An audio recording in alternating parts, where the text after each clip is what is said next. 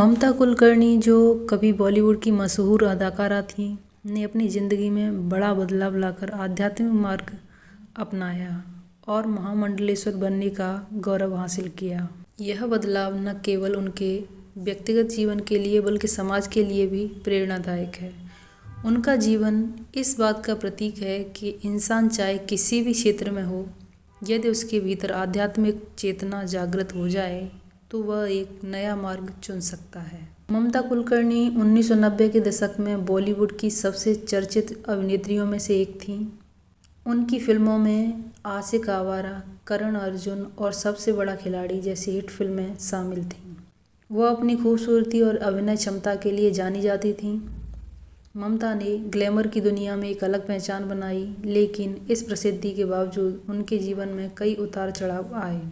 फिल्मी दुनिया में कामयाबी के बावजूद ममता का नाम विवादों से भी जुड़ा। उनका नाम कई विवादास्पद मुद्दों में आया, जिसने उन्हें फिल्मों से दूर कर दिया।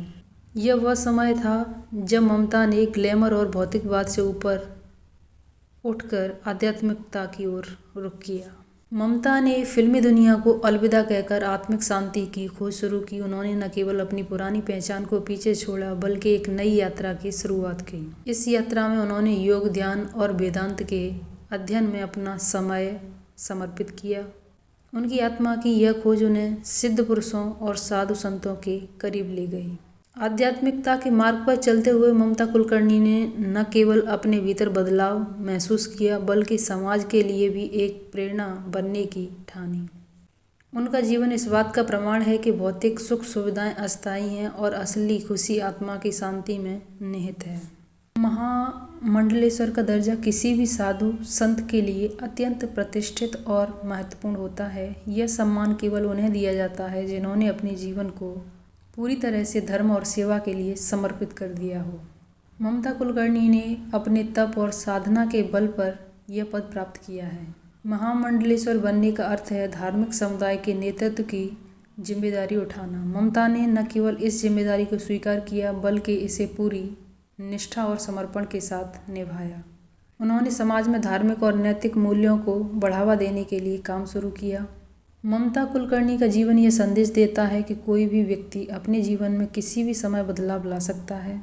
उनके द्वारा चुना गया आध्यात्मिक मार्ग उन लोगों के लिए प्रेरणा है जो भौतिकवाद और तनाव से परेशान हैं।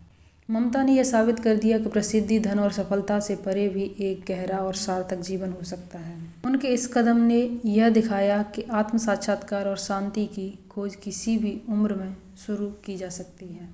ममता का आध्यात्मिक सफ़र हमें यह भी सिखाता है कि असली खुशी बाहरी दुनिया में नहीं, बल्कि हमारे भीतर होती है। ममता कुलकर्णी का महामंडलेश्वर बनना एक ऐतिहासिक घटना है जो दिखाती है कि किसी भी व्यक्ति का जीवन किसी भी समय एक नई दिशा में बदल सकता है। यह कदम न केवल उनकी व्यक्तिगत यात्रा का हिस्सा है, बल्कि समाज के लिए एक प्रेरणा भी है।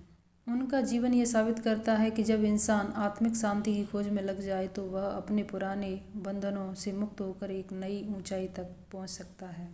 ममता कुलकर्णी ने अपनी कहानी के माध्यम से यह बताया कि आध्यात्मिकता वह शक्ति है जो हर व्यक्ति को अपने जीवन में सार्थक और शांतिपूर्ण बनाने में मदद कर सकती है। तो मिलते हैं नई शख्सियत के साथ, और कमेंट में हर हर महादेव, जय श्री राम, जय हनुमान लिखना बिल्कुल न भूलें। Thank you very much.